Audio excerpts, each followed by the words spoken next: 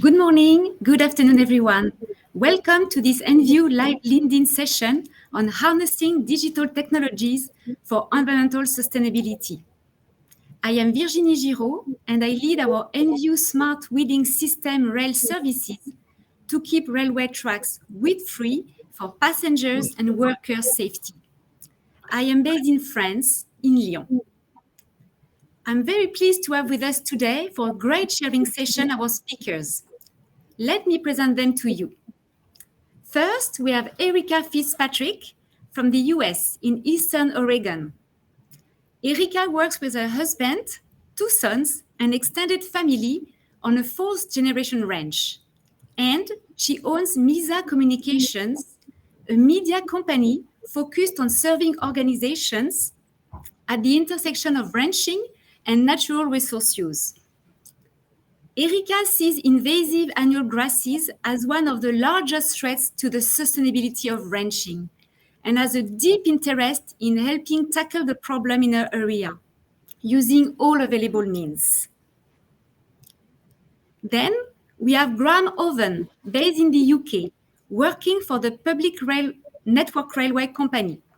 Graham is a senior engineer, drainage and line side, involved in seeking innovative solutions and ways of working that embraces a balanced approach to tree and vegetation management, exploiting the benefit of our green infrastructure and limiting the risk to railway operations. And finally, we have Harry Quick, my colleague at NView, based also in the US, in Colorado. Harry is an NView Senior Science Fellow and Regional Stewardship and Development Manager. His industrial experience includes stewarding and developing products for rangeland restoration, forest management, industrial vegetation management, and also crop protection. His present focus is on protecting and restoring Western US rangeland devastated by the invasion of exotic annual grasses. Thank you all for being with us today. We will discuss how digital technologies can work hand in hand with herbicides to advance healthy environments. Indeed, herbicides are extremely effective at controlling invasive and unwanted weeds and grasses to improve biodiversity and reduce the risk of wildfires. But their efficacy is amplified when used in tandem with digital technologies. Dear audience, please feel free to share with us your questions in the chat box for an even more lively session. Today, we'll focus on 2 areas. Firstly, restoring productivity and biodiversity on Western US rangeland, devastated, as we said, by invasion of exotic grasses. And secondly, the problems created by weeds and vegetation growing along railroads. So let's start with the Western US rangeland. Firstly, with Harry to provide a brief overview of what is happening across the West, and then with Erica to give us the perspective of a rangeland owner. Harry, what is happening on the Western US rangeland? Well, thank you, Virginie. I really appreciate the opportunity to talk about this very serious problem. Western US rangeland is composed of a very diverse perennial system of forbs, grasses, and shrubs. And it's under attack by exotic invasive annual grasses. These are winter annual grasses, several different ones, the most common being cheatgrass or Bromus tectorum, also known as downy brome, and there's several others. What these exotic annual grasses do is germinate in late summer into winter, and then towards the end of winter, they start this very rapid vegetative growth. And they steal all the nutrients and all the moisture that would go to the native perennial systems, which start to come out of dormancy later. And, these are typically pretty arid systems to start off with. So the impact of the annual grasses taking all this moisture and all these nutrients is to put that native diverse perennial system essentially into a state of permanent drought. And then, of course, every year these exotic annual grasses start to senesce in late spring and to summer. They develop prolific numbers of seed. The seed is added to the seed bank, and then they start to senesce, and they add fine fuel, which creates an increase in wildfire. And that fine fuel, that brown fine fuel, is being added at this exact same time that wildfire threatens. So we're seeing immense impacts of this. With the annual grass invasion, we decrease diversity. We degrade habitat for wildlife and for pollinators. We lose soil carbon. And we also lose productivity when it comes to livestock production because the annual grasses do not have the same nutritional value over a grazing season than our native perennials have. And there's recent research that says we just in the Great Basin alone, we're losing 240,000 hectares a year to annual grass dominance. And that's a stable state of annual grass dominance. That's over 500,000 acres. These are not coming back on their own. They permanently lost it unless we spend tremendous amounts of money to try and get them back. And what's worse is we have some newer invasive grasses like ventonata and medusa head, which are even worse because they are less palatable and have less nutritional value even than the downy brome or cheatgrass that I mentioned. Luckily, we have a new solution to control the annual grasses. It's called Rejuva. It's a pre-emergence herbicide. It's highly selective because it controls those germinating annual grasses without impacting the native perennial population. And it also provides up to 4 years of control with one single application. So that allows the native perennial plants to recover, regain all those resources that they lost. And we can combine our herbicide solution with a digital solution, RangeView. And with RangeView, we can use remote sensing, identify where the infestations are. We can then use targeted treatments in the most important places. And together with Rejuva and RangeView, we have a really good opportunity to fight back against this invasion and help save the rangeland that we still have that is not degraded. So once we use the multiple benefits, for example, the efficiency of livestock production is improved. We increase diversity, we increase wildlife and pollinator habitat, and we also decrease the threat of wildfires. And very recent research is showing that these annual grasses are really reducing soil carbon stocks in quite a significant way, which is just another really important reason to stop this invasion. Thank you, Harry. Thank you very much for this complete overview on how these invasive species really damage the biodiversity and also the productivity. So now let's go to Erika. Please talk about the impact of these annual invasive grasses on your ranch and how control methods and digital technologies combine to provide an effective solution from your point of view.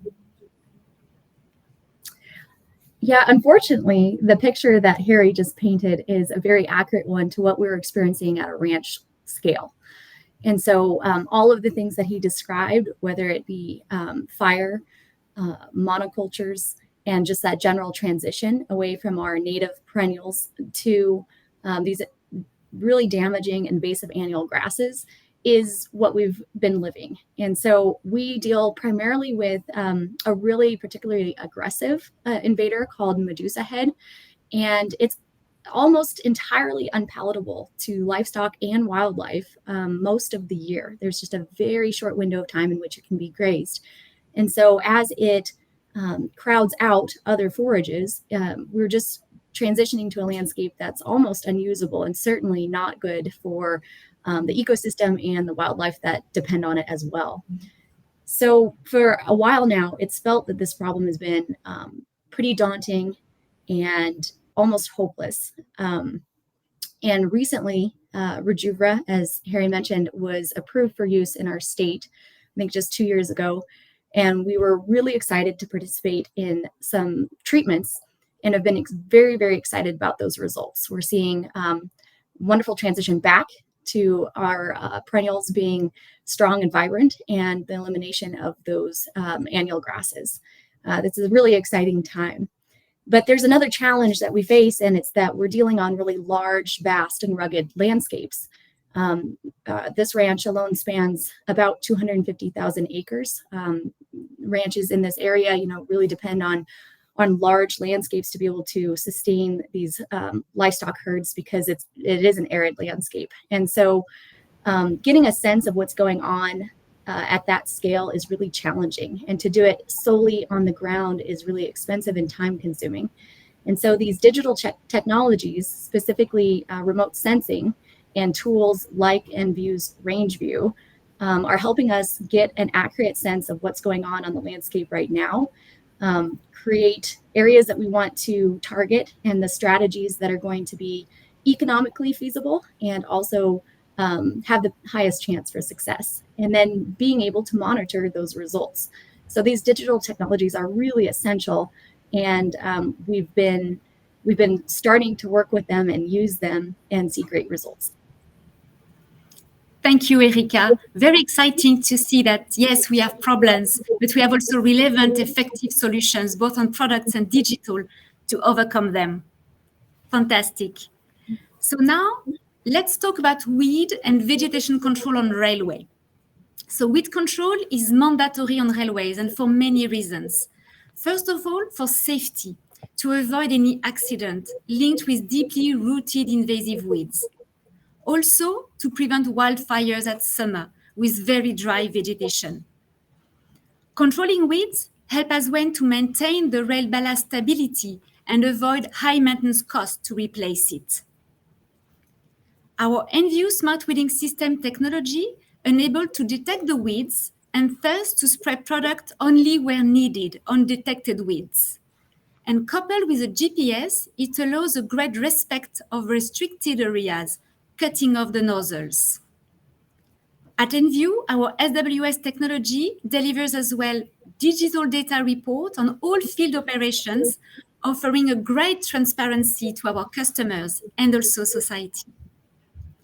We're able to give precisely what product has been sprayed, how much, and where with GPS coordinates. We can thus trace that restricted areas have been fully respected. Graham, please talk about your challenges with vegetation in the UK and how control methods and digital technologies combine to provide an effective solution.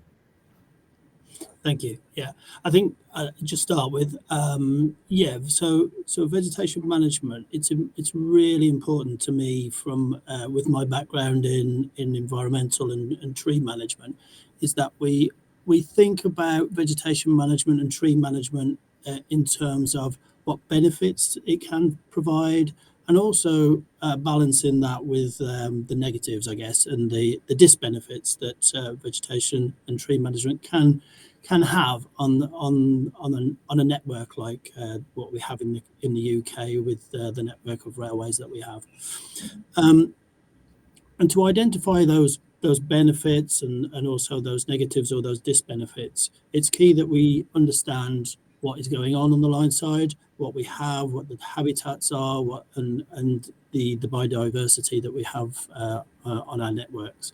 And to do that, it's really important that we have systems in place where we can identify our line side, and those are through inspection.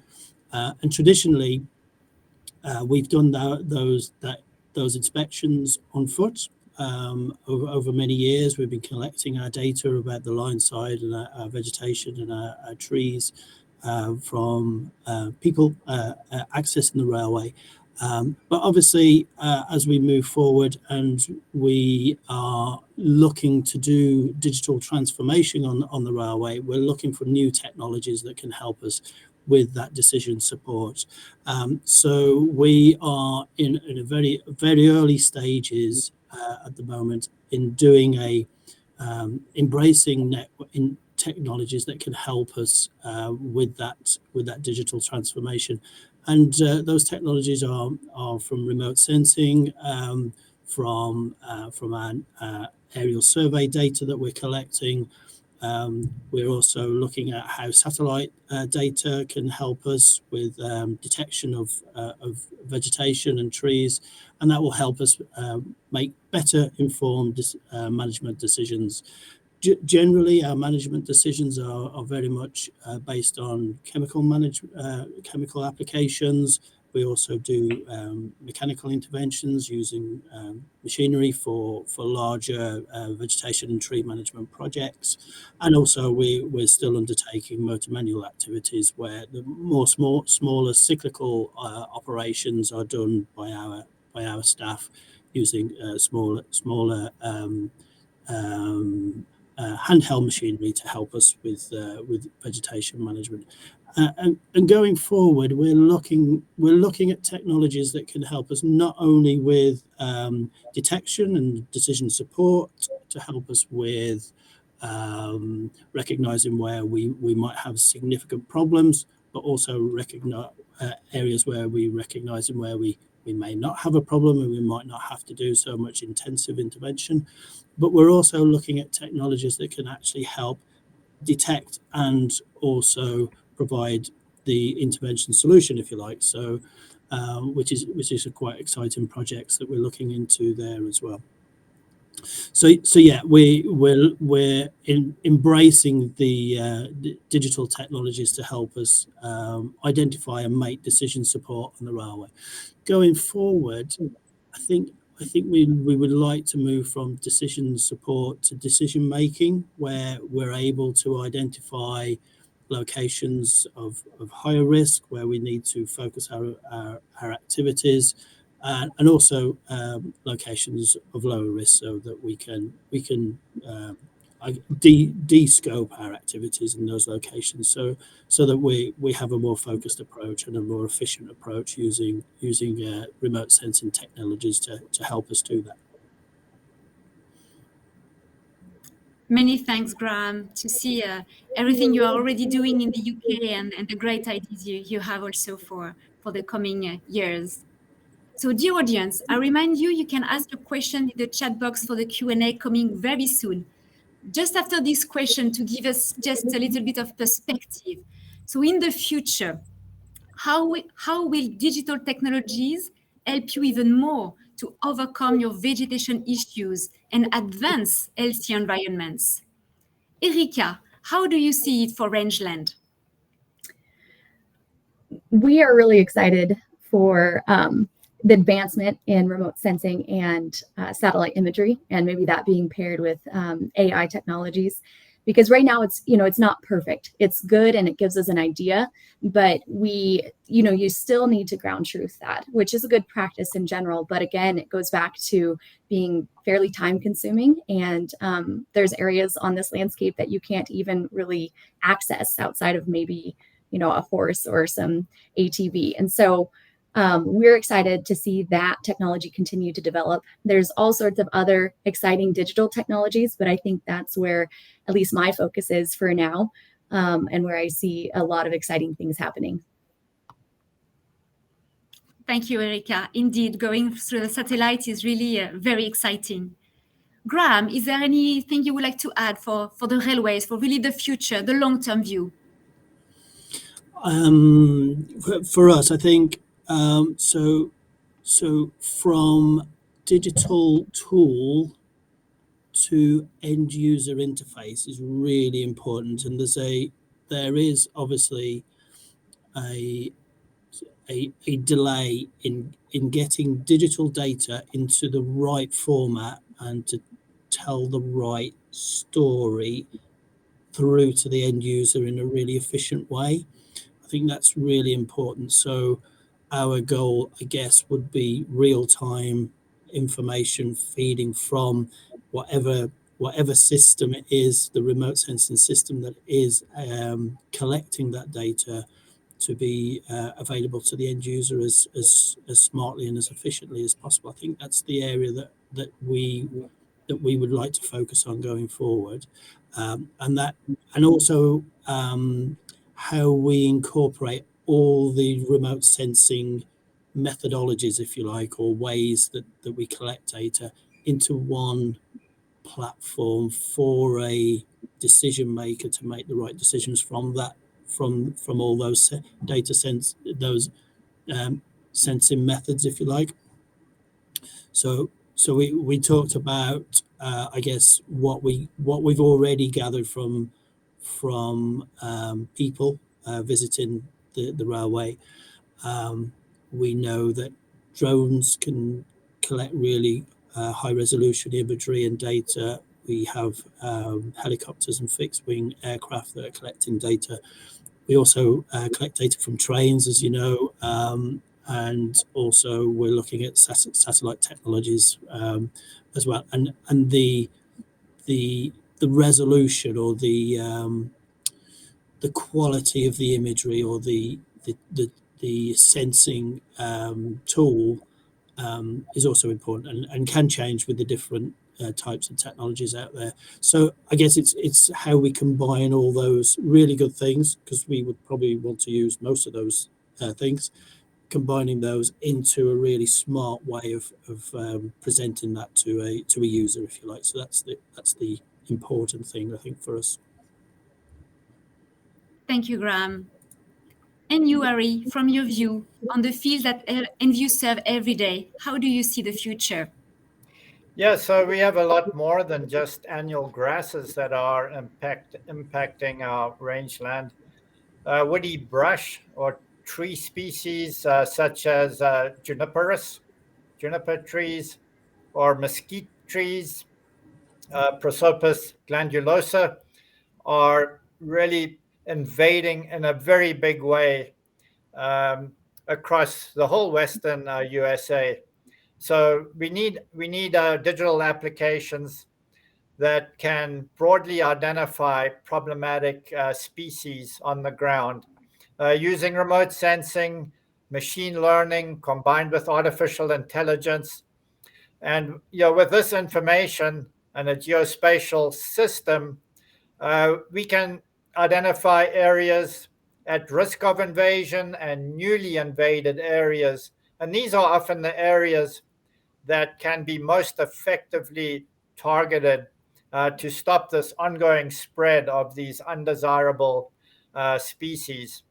Once we know where the invasion front is, and once we know what areas are at greatest risk of invasion, we can then really target our treatments to provide the greatest benefit.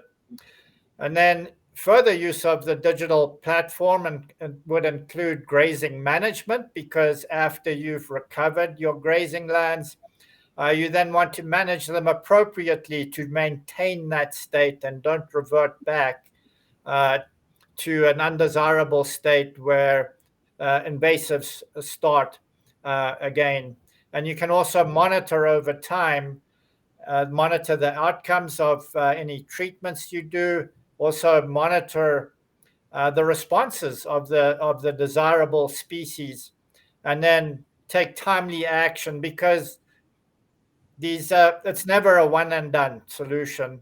When species start to come back, you need to be able to know they're coming back, and you need to be able to tackle them. So it becomes, and then once we have documented outcomes, it becomes possible to create verified and trustworthy environmental assets. For example, reduced emissions and improved biodiversity.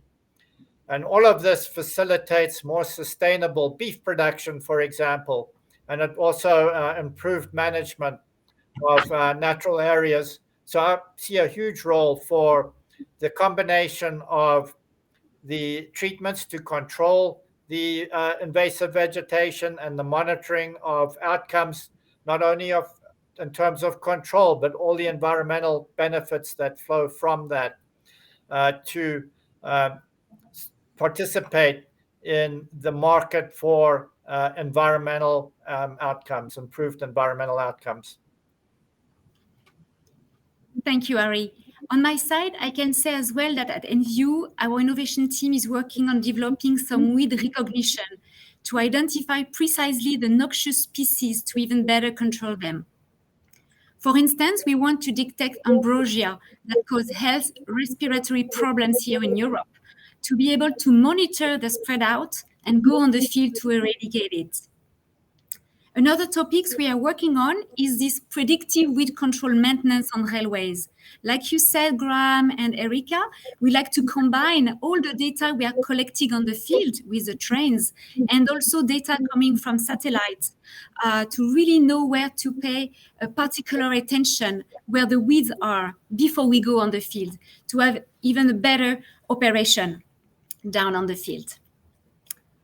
Okay, so thank you very much for this first part of this session. Now, let's have a look at the questions from the audience.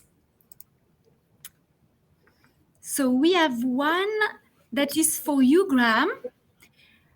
You talked about digital transformation on railway and explained that remote sensing is to be used more and more amongst other pieces of technology. What technology do you particularly believe in to transform your work? Yeah, good question. So I think what's been really powerful over the last probably 5 or 6 years is the adoption of aerial survey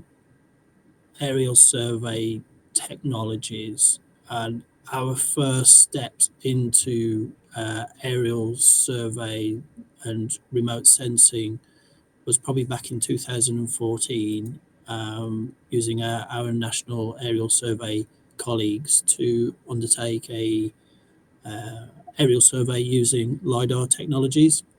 That helped us with items like asset positioning, railway infrastructure positioning, and also, of course, for us to be able to detect and survey and locate and create an inventory map, if you like, of our line-side trees and vegetation. So that was our first key step.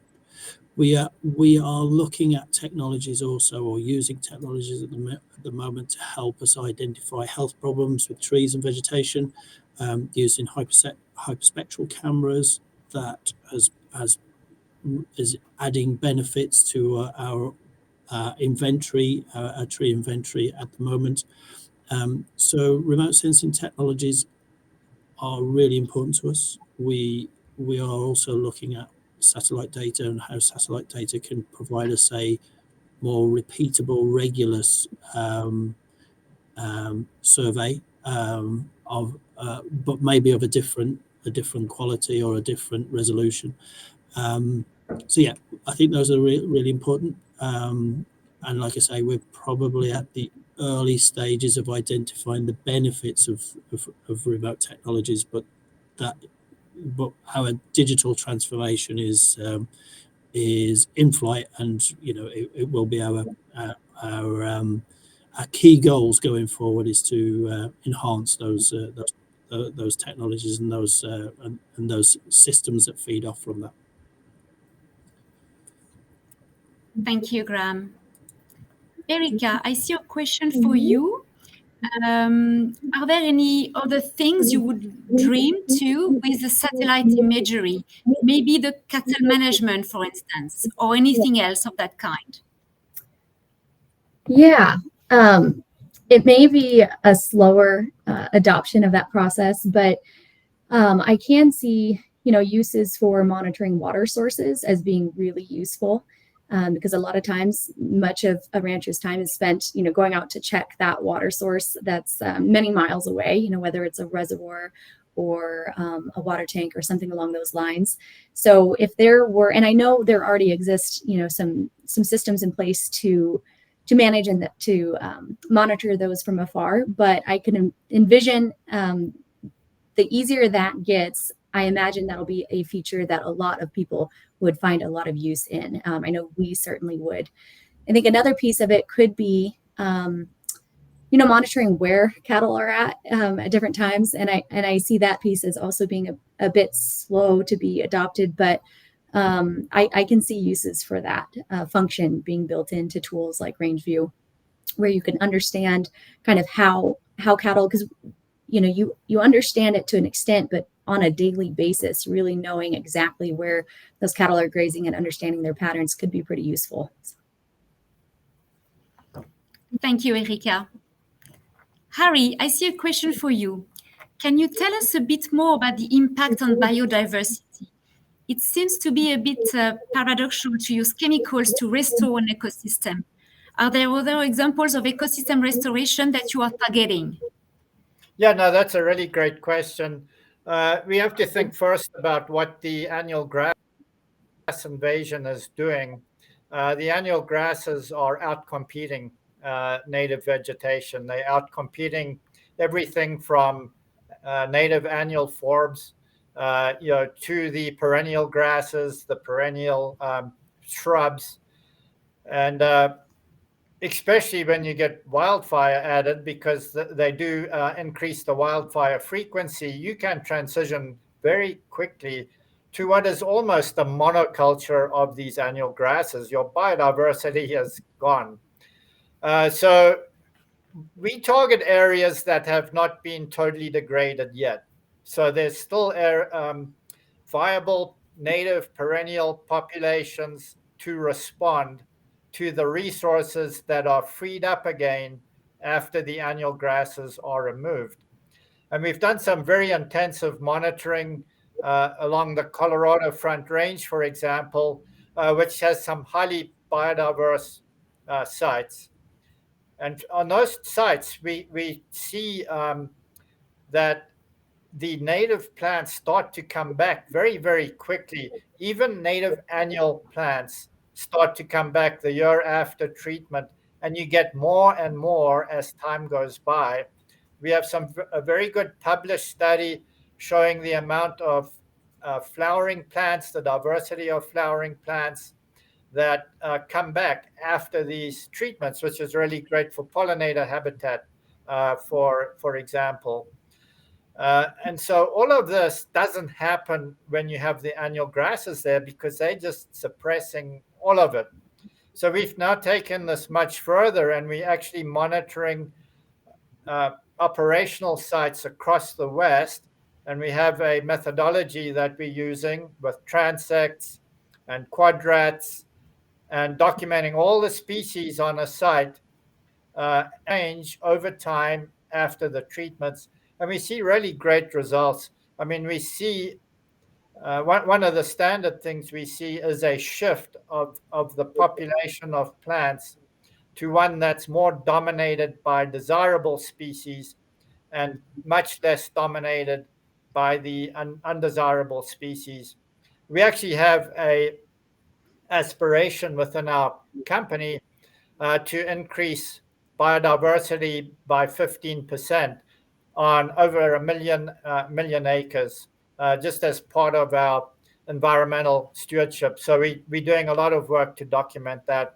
And we're also planning to do additional work with universities to monitor the biodiversity outcomes. Super. Thank you, Harry. Erika, I see a new question for you. Have you been able to see a direct impact of the annual grass infestation on the productivity or health of your livestock? Yeah, that's a great question. I don't have hard data points right now with me on that, but the fortunate or unfortunate thing is on our place, on our ranch, we've got kind of the full spectrum. We've got pastures that are almost completely, monocultures of an invasive annual. And then we've got all the way through to pastures that are more, pristine and that strong perennial bunch grass. And, those monoculture areas just simply cannot sustain cattle outside of some winter months and with a lot of supplements. And so, that because of that, looking at the two extremes, in the pastures that where both exist, they're absolutely not selecting for those invasive annuals. And you can see that very clearly if you just sit there and watch them graze. You can see that they are going to select those plants that have some nutritional value and that they can actually digest and are palatable. And so absolutely, if we were to continue on this trend, the land simply cannot sustain the number of cattle that it could on healthy, vibrant, ecosystems. Okay, very good. I see a question for you, Graham. How you have measured the impact on the environment, on the biodiversity, on all your activities, and how this measurement is embedded into your digital technologies? Yeah, thank you. We are using satellite imagery to identify the different habitats that we've got along the line side. That is combining with our on-foot surveys that are, I guess, closer to the habitat alongside the railway as well, and that's providing us with a very high-level overview of our inventory in terms of what habitats we have, and also using satellite data to do that, we're able to identify change detection over a certain period of time to enable us to understand whether our activities on the railway are having a significant benefit or disbenefit in terms of the interventions and activities that we do. So those are the technologies that we're embracing just now on the UK network. Great. Thank you, Graham. Erika, another question for you. How do you see the adoption process or acceptance of the digital technologies among the rangeland managers, the ranchers? Are you a front runner, or are you part of the great community moving to the digital technologies? That's a little hard to answer, of getting an accurate sense of that, because you understand in your conversations with friends and neighbors kind of where they're at on it. But it, like anything, I think there's early adopters and there's people who jump on with any new technology very early and very quickly and start to learn how to use it.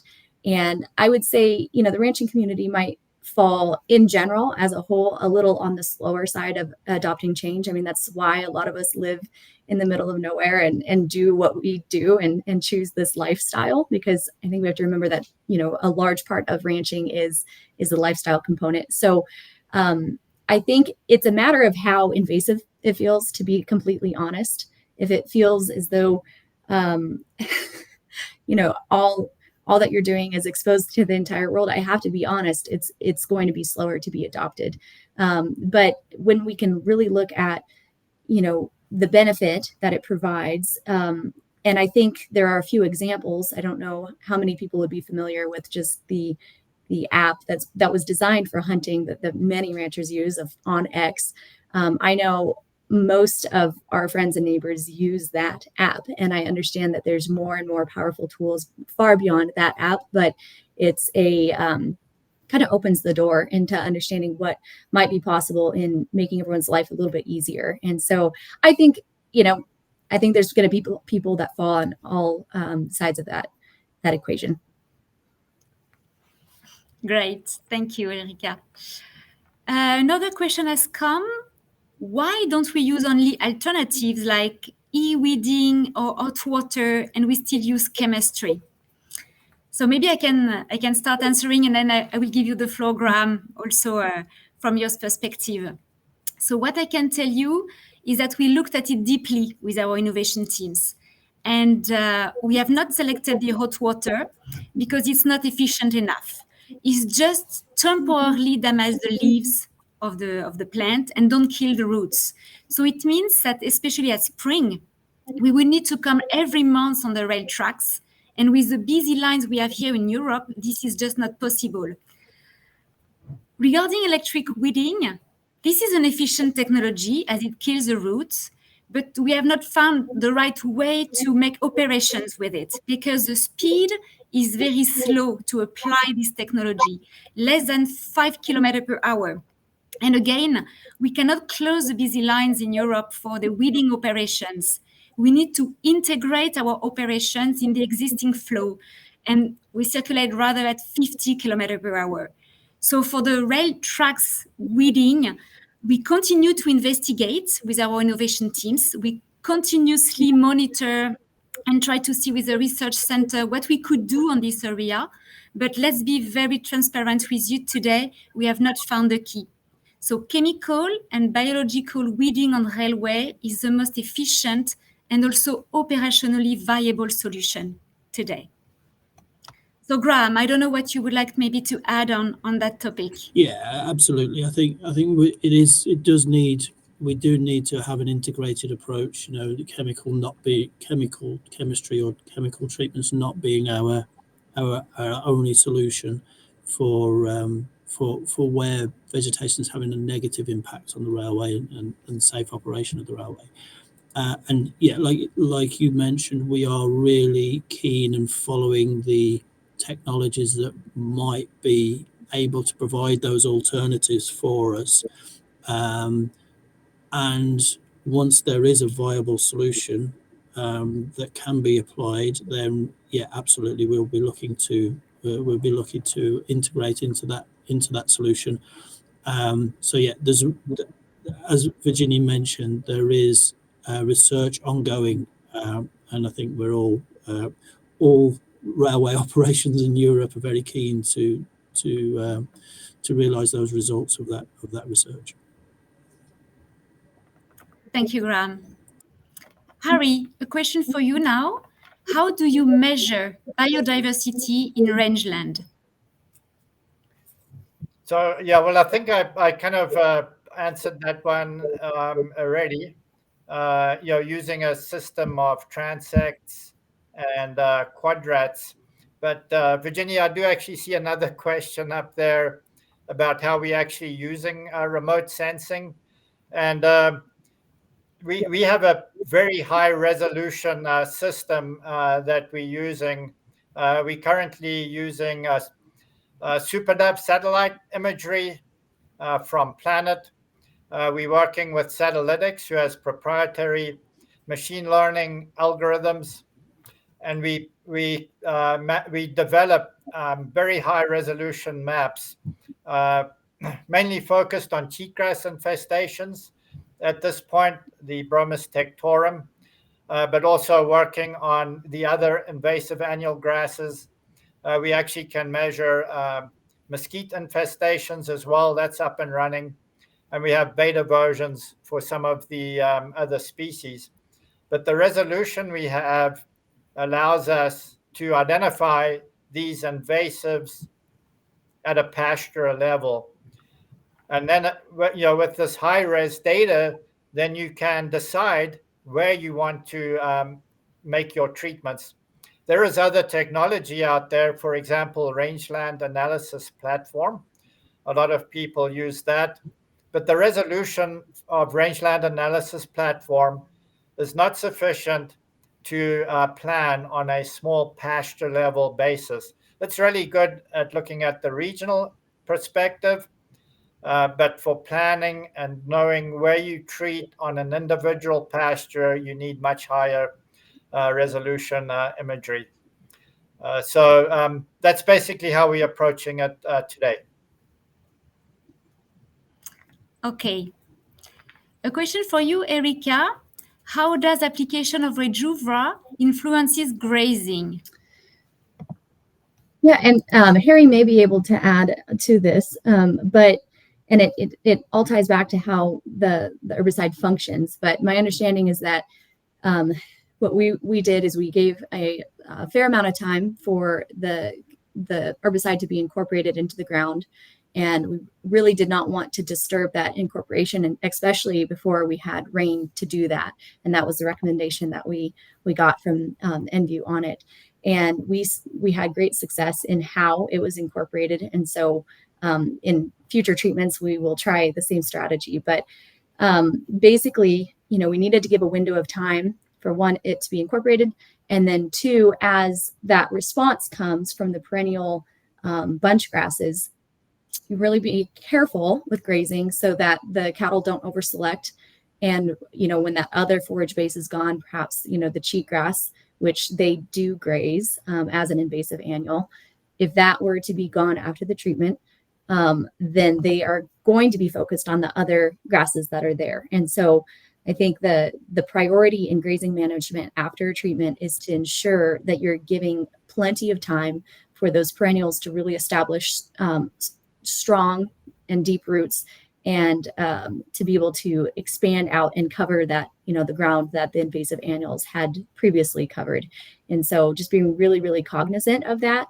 But the trade-off is that in the future, your forage base is so much stronger and ready to sustain more grazing than it could have before. Yeah, no, if I could just add to that, from a grazing tolerance standpoint, there is no restriction on how soon you can graze after a Rejuva application. It's 0 days, it's a 0-day grazing restriction. But we don't recommend that you graze immediately after the treatment because it's a pre-emergent herbicide that needs to reach the ground. And if you're grazing it right after treating it, then you'll be moving the herbicide around, and that can impact efficacy.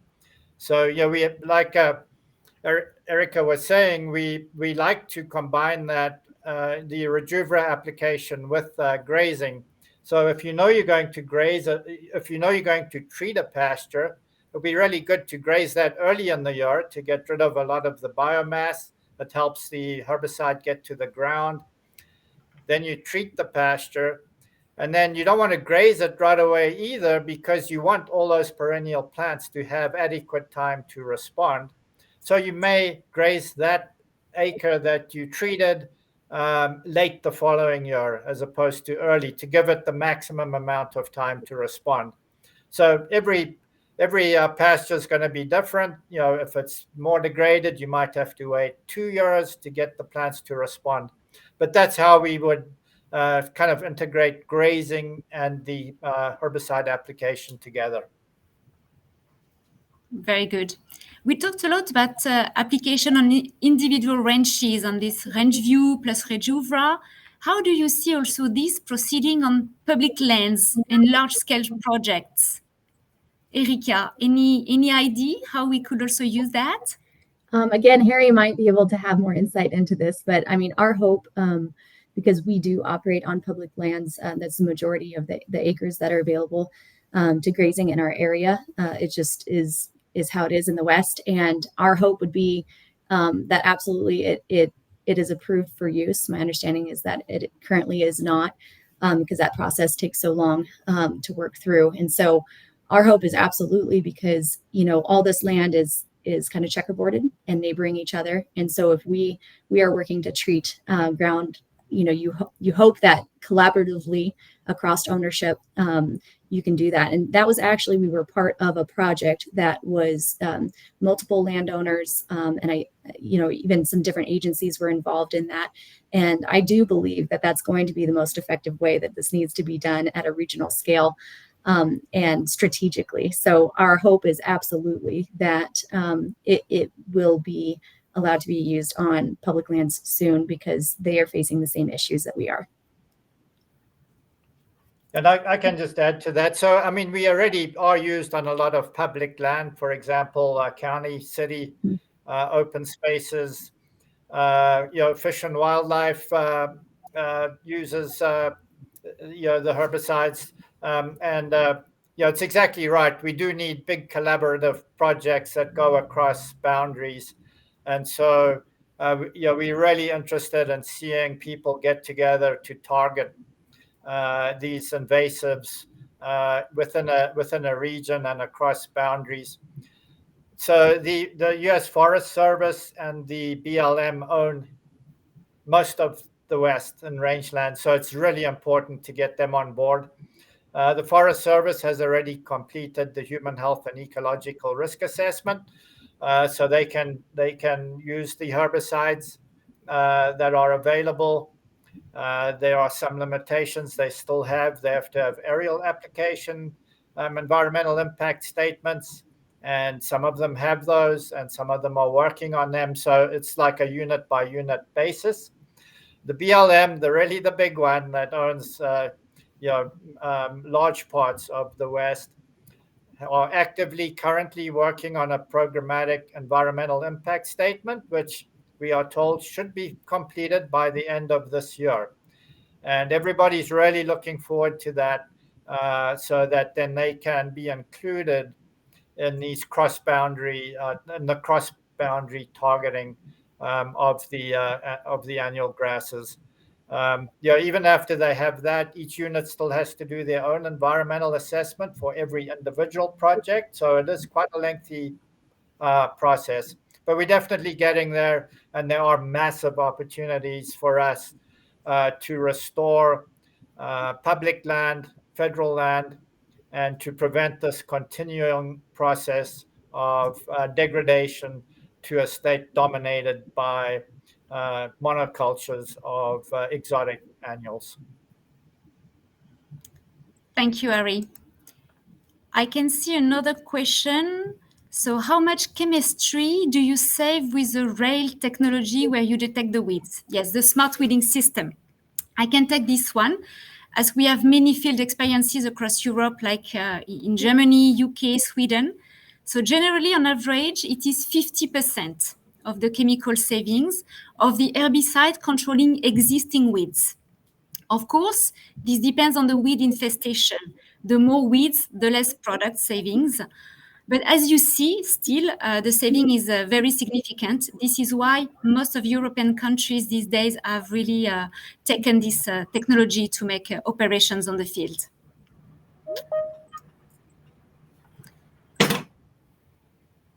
So how much, do we have any other questions coming in? One more, maybe?